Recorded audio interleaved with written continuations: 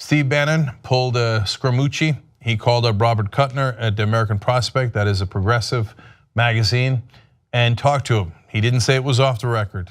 Now, Steve Bannon is a politically savvy guy. He's dealt with the media forever. He ran a media organization, Breitbart.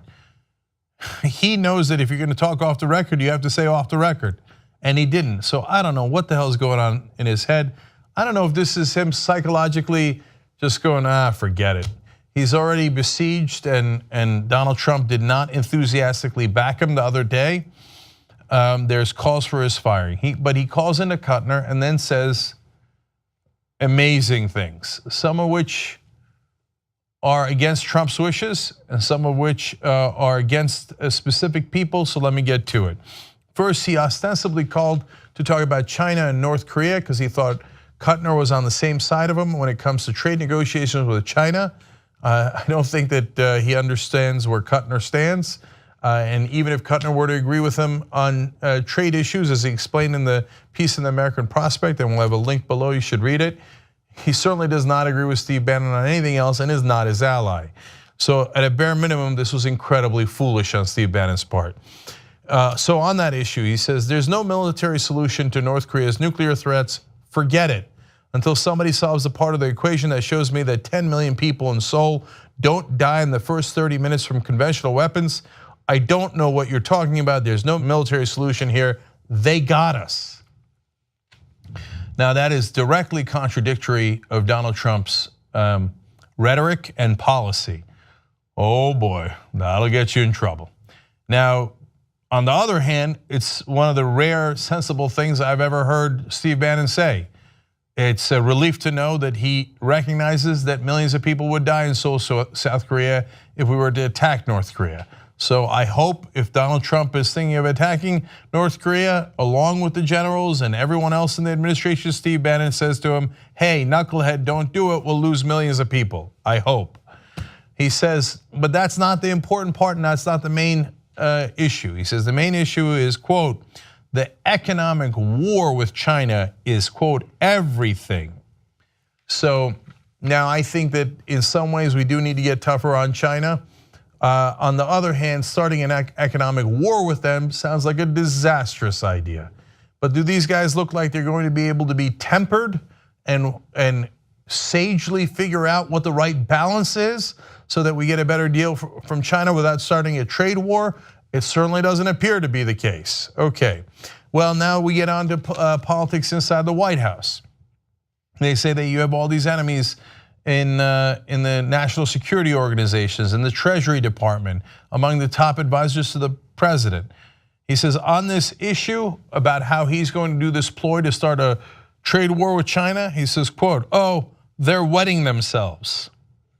What is with all the phallic references with Trump's advisors? Okay, that is not going to go over well, but he's about to make it worse. When they say, well, how about the people in foreign policy who don't agree with you? He says, quote, I'm changing out people at East Asian Defense. I'm getting Hawks in. I'm getting Susan Thornton, acting head of East Asian and Pacific Affairs, out at state. You have the power to do that? I thought the president does that. So you know how they sometimes mockingly call him President Bannon, which definitely gets under Trump's skin? Well, this is why they say that, because he calls up reporters like, here's who I'm going to fire and not fire at the White House and on the foreign policy team. That puts you in trouble, dog. Jesus, this was incredibly stupid. If he did it on purpose, maybe this is three-dimensional chess, because in regular chess, it looks like he's about to get, he's about to get checkmated and thrown out of the office. But we'll see. Trump hasn't fired him yet. About the fights, he says, within the White House, he says, that's a fight. I fight every day here. We're still fighting. There's Treasury and National Economic Council Chair Gary Cohn and Goldman Sachs lobbying. Again, here there's a kernel of truth in what Steve Bannon is saying. Gary Cohn is from Goldman Sachs. In fact, he was the COO of Goldman Sachs. Are they lobbying to get tax cuts for Goldman Sachs? Yes. Are they lobbying to get special favors to the bankers, Goldman Sachs, and the financial industry? Yes. Is it smart to say that you are going to try to get the president's National Economic Council chair fired? to a liberal reporter? No, that is not smart. That is likely to get you fired. Okay, he says, on all these issues, we've got to do this. The president's default position is to do it, but the apparatus is going crazy, don't get me wrong. It's like every day. So continuing to talk about the fight and saying that the president is on his side. We'll see about that. He said the Democrats, the longer they talk about identity politics, I got them. I want them to talk about racism every day. If the left is focused on race and identity and we go with economic nationalism, we can crush the Democrats. Unfortunately, there's a kernel of truth in that statement as well, which is that economic nationalism is not necessarily the correct economic policy, but it does appeal to people. Unfortunately, it has deep appeal, but the Democratic Party is still going, no, Goldman Sachs is great, and we probably would have picked Gary Cohn too. And they're supporting guys like Steve Mnuchin, who's the Treasury Secretary. It's a disastrous idea. And the reality is economic nationalism, whether it's right or wrong, can be politically popular. Unfortunately, he's right about that. And now identity politics, are you kidding me? They're the guys who are, he's proudly the father of the alt-right movement. What is that? That's identity politics. But at the same time, if that's the only thing you use on the right or the left, it's not necessarily a winning strategy. Now, when it comes to the white nationalists that were down in Charlottesville, he has very surprising opinion on that, if you believe him. He says, ethno-nationalism, it's losers. It's a fringe element. I think the media plays it up too much, and we got to help crush it. Help crush it more. And then he adds, these guys are a collection of clowns. Now that might be a mistake of a different order. That's Steve Bannon losing his own base. Hey Steve, if the white nationalists aren't your base, who is? If you think that you have a base, forget Trump, that you have a base of support in the country that is outside of the alt-right movement, I think you're in for a rude awakening. So apparently his real opinion is we use these white nationalists who are clowns to get political votes. We don't really believe that. There's an upside to that. If you really believe this, he's not as racist as he appears to be. He just uses racism for his own benefits. I don't think that makes it much better, but it's also gonna piss off the racists. So now you don't have many allies left. Now we go to the reaction from inside the White House, and Axios has that. One advisor said, it's Anthony Scaramucci all over again. Indeed. Jonathan Swan and Axios explains further. The result is not good for Bannon, who's already under pressure with colleagues lined up against him and a president who agrees with him ideologically, but tells associates he thinks Bannon is a leaker.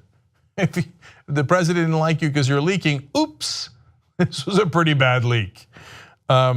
Here is a colleague of Steve Bannon who says he's not his enemy, but he says, boy, since Steve apparently enjoys casually undermining US national security, I'll put this in terms he'll understand. This is DEFCON 1 level bad.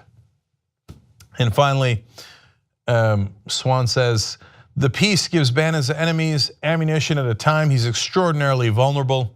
They've been saying he's a leaker, a self-promoter, President Bannon, etc. This interview plays right into their hands. So this part of the soap opera is not over yet, but Steve Bannon has apparently done grave damage to himself inside the White House. Now, I don't know if these are his real opinions or if he was in his own mind doing some sort of jujitsu move. I think he might have just jujitsu'd himself right out of the White House.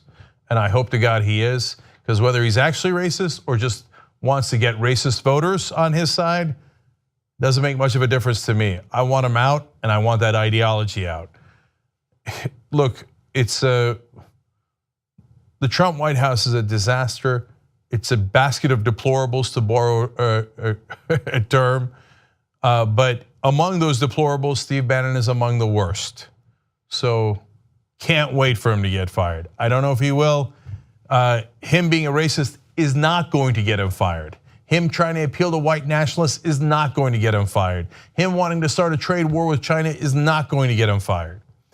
him pretending to be the president and talking about how he's going to get people out and put people in, that'll get him fired. So we'll see. We'll see if Trump understands this enough, and I'm sure they put it in a folder for him. And since it's got his name on it, he's going to pay attention and see if he takes action on Bannon. Can't wait. If you like the Young Turks, you'll love Young Turks membership. TYTnetwork.com/join.